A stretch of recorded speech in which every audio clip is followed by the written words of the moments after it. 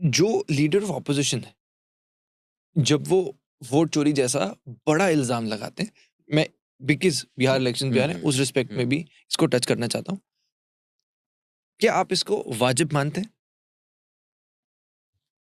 देखिए, ऑपोजिशन जो भी इल्जाम लगाना चाहता है, क्या कहीं रूल बुक में लिखा है आप ऐसे इल्जाम नहीं लगा सकते हैं? तो अगर कोई कॉन्स्टिट्यूशनल बार नहीं है, कोई लीगल बार नहीं है, वो कुछ भी बोल सकता है, उसका हक बनता है। प्रॉब्लम क्या है कि इंस्टीट्यूशन का जो रेपुटेशन है उसका मेंटेन करना आपकी जिम्मेदारी है।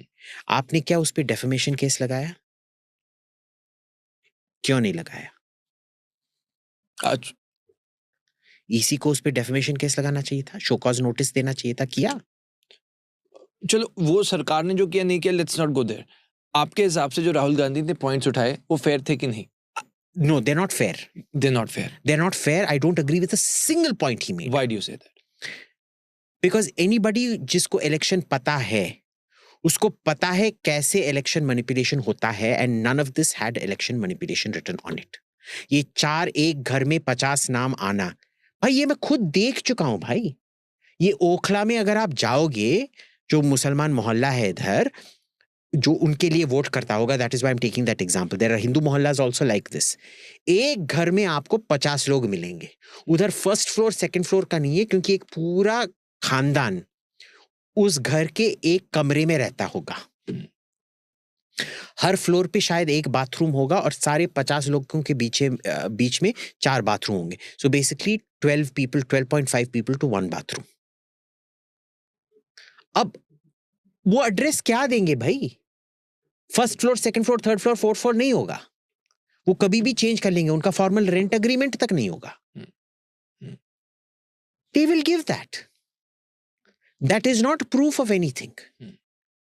ठीक है, आपको प्रूव करने के लिए आपको सिस्टमैटिक, आपको एक्सेप्शन नहीं दिखाने, आपको एक सिस्टमैटिक पैटर्न दिखाना है। आप समझ रहे हो ना?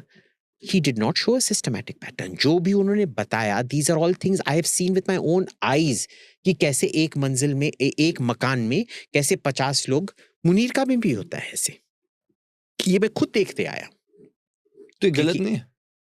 गलत तो है भाई, मैंने ये नहीं बोला सही है, मैंने बोला ये वाजिब है। ये वाजिब है कि ये पॉइंट से मतलब ये कह रहे हो कि दोनों साइड में होता होगा, this is what you saying? हाँ हाँ, I am sure about it. तो आप ये कह रहे हो कि अगर जहां पे कांग्रेस जीती है वहां पर भी इनको ऐसे वोट्स मिले होंगे? हाँ, ऑफ कोर्स। तो ये इलेक्शन कमीशन का फेलियर नहीं है? Of course it is, but where is it a failure if there are 50 people living in a house?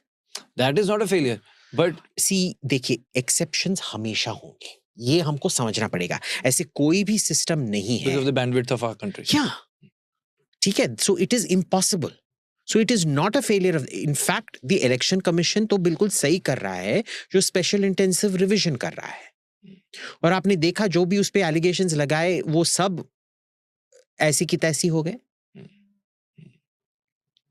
So election commission के रेपुटेशन को प्रिजर्व करना सरकार और इलेक्शन कमीशन का काम है, और मैं तो उनसे विनती करूंगा आप जल्द से जल्द उन पे डेफेमेशन केस लगाइए।